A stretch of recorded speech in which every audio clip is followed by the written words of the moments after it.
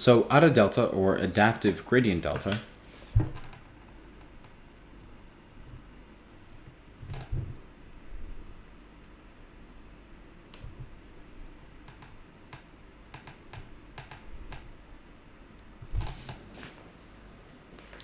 is an extension of ADA that seeks to reduce its aggressive, monotonically decreasing learning rate.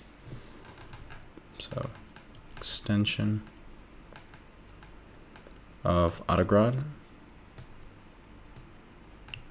but decreases monotonous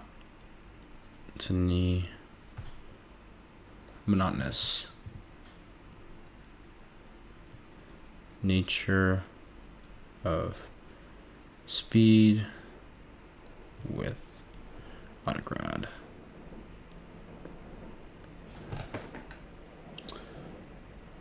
Instead of summing up all past square gradients, ADA delta restricts the window of accumulated past gradients to a fixed size. So, establishes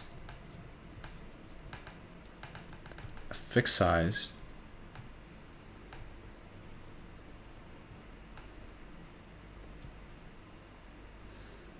using only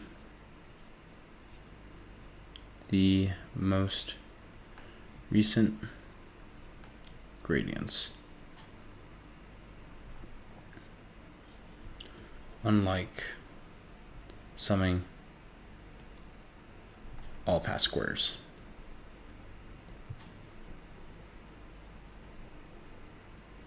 This makes it robust to the main weakness of ADA.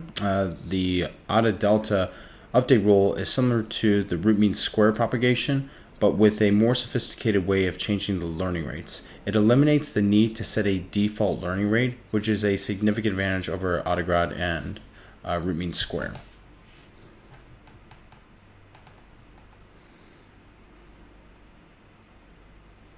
So it changes the learning rate.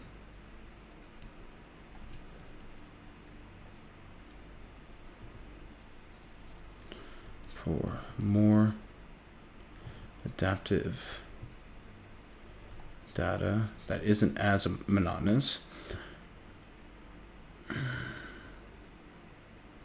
and no default learning rate, keeping the speed but considering noise.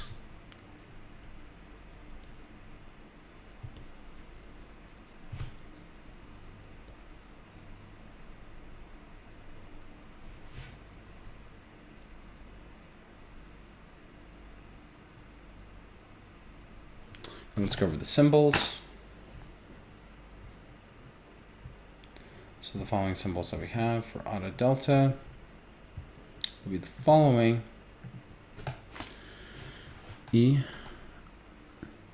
of G squared as a value with respect to time versus running average of square gradients.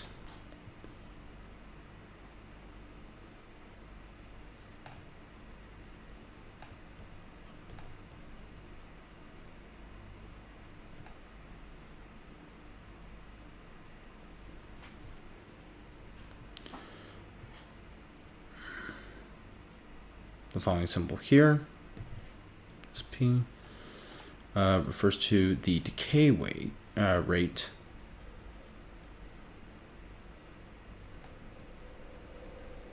similar to beta.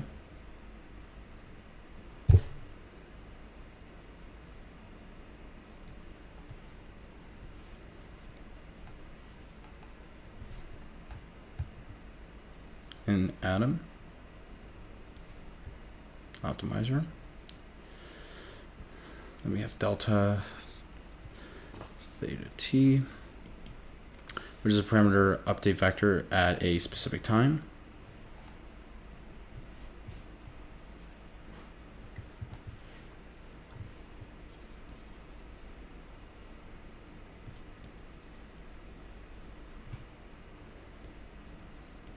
Vector at time step t.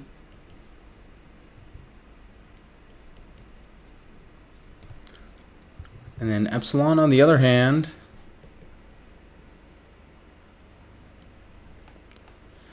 A constant for numerical stability.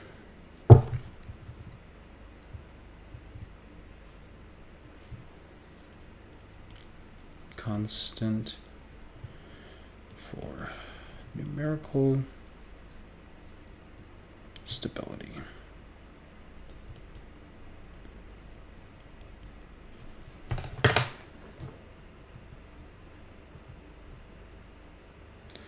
And now let's head over to our next part. Feel free to take a screenshot.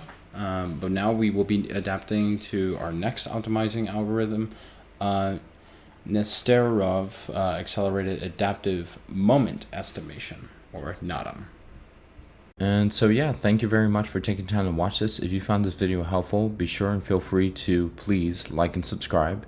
And if you have any other questions, feel free to put it in the comment section. And as always, take care. Cheers. Bye-bye.